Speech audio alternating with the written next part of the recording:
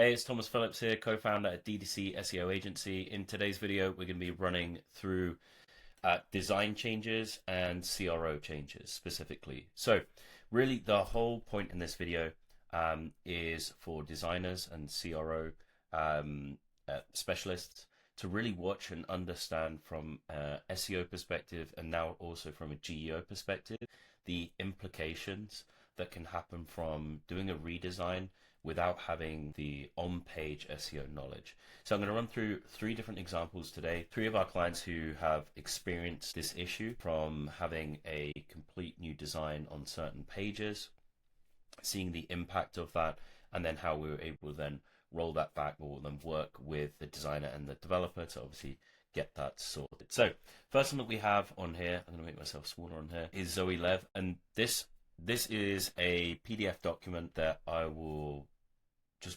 most likely link up on the website that you can go back to. It contains like a full list, everything to think about. It's literally just a 2-page doc, so super simple, super easy to understand. Cool. So the first one that we have on here is Zoe Lev. Now, what basically happened with this site is, let me just load up this page for you.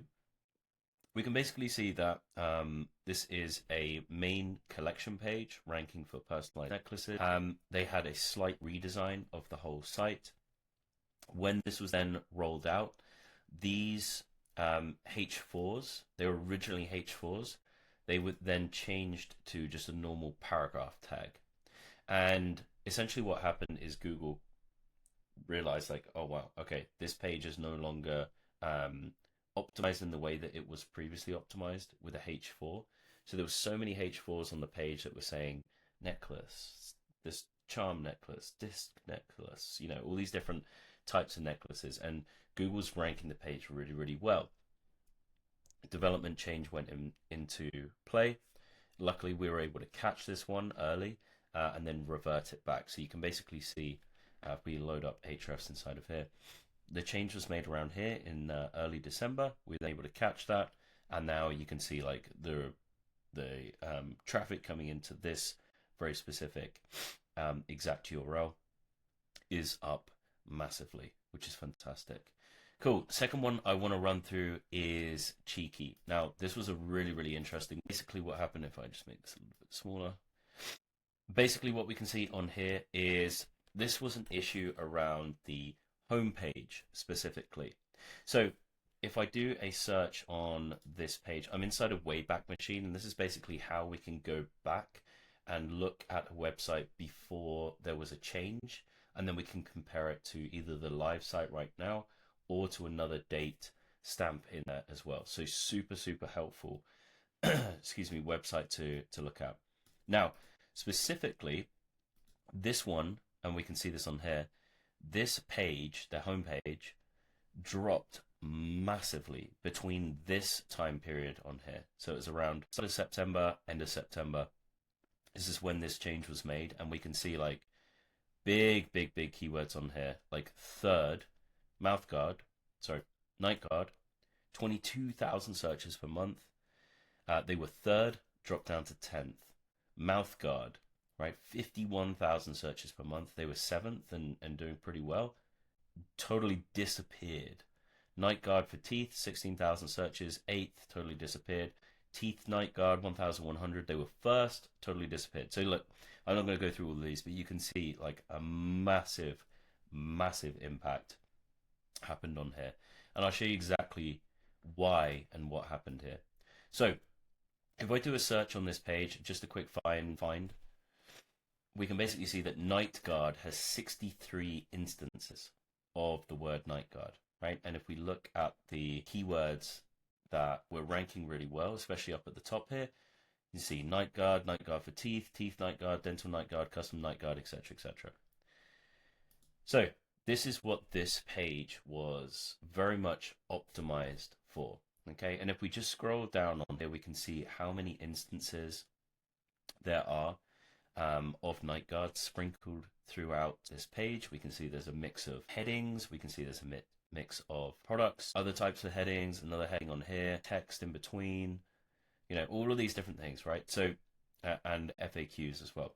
So this page was super optimized, was doing really, really well on a great trajectory. And then this change was made. Okay. Now, this then the new page, what they've basically done on here is dentist quality night guards, 80% less, change to dentist quality, 80% less. So if you think about now, what is the intent, especially up in the H1 tag? The H1 is one of the most important places where a web crawler can really understand what the website is about. If you think about this from a hierarchy point of view, and we look at the headings, right, we can see H1 and another H1 on the page, which is no good. Featured in, it like doesn't fully understand what this page is about on a quick glance, right? If we look at what it looked like before, okay, well, obviously that should be this on here, dentist quality night guards. Let's just double check that because I'm really cheap now. Yeah, well, that should have been a H1 as it was. We can basically see night guards, retainers. You've got another keyword in there, bruxism, teeth grinding, basically. Night guard again. So like on a quick glance, it can basically very quickly understand what this page essentially is about, right? And then they've gone in and it's totally been changed. Anyway, going back to the instances, we can basically see 63 instances of night guard on this homepage.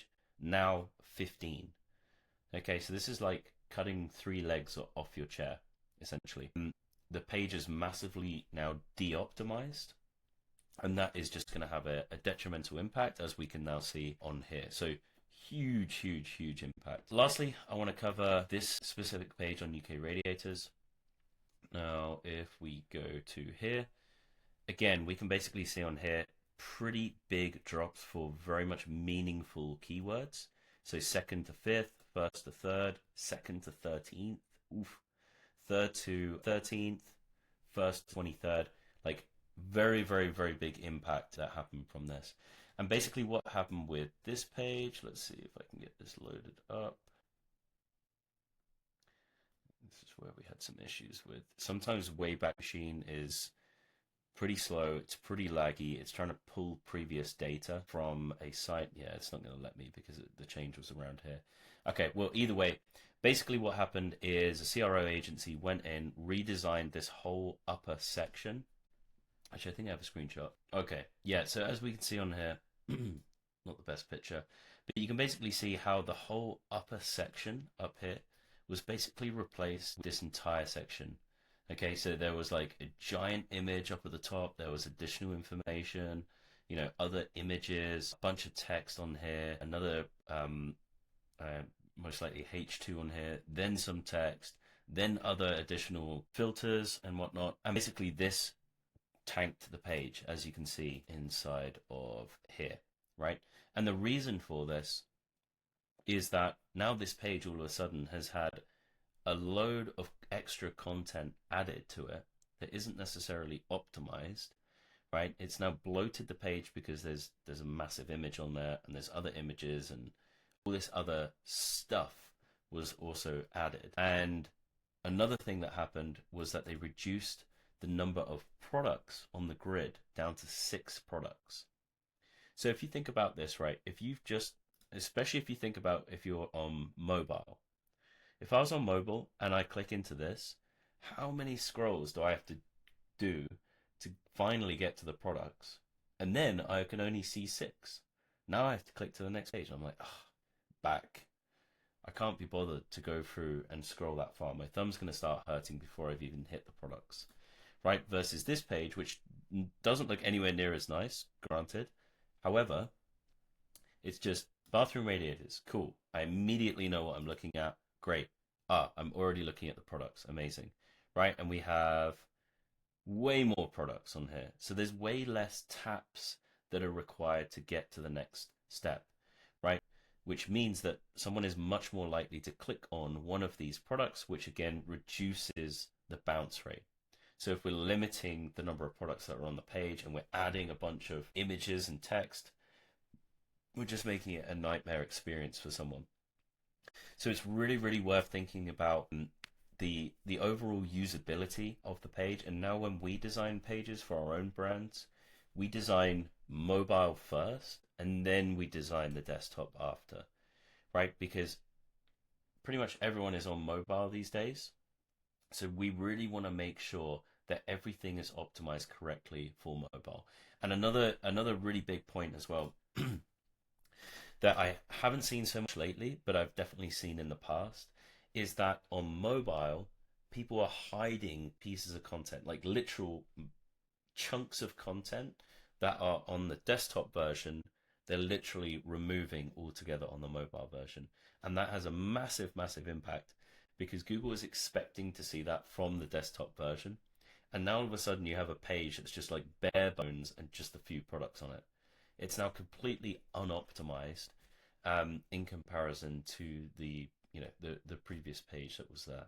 So hopefully this is helpful. If you are planning on doing a redesign on a page, really, really, really keep these things in mind, especially from a design and a development point of view. Keep the like if these are H4s, keep them as H4s. If they're currently P tags, keep them as P tags.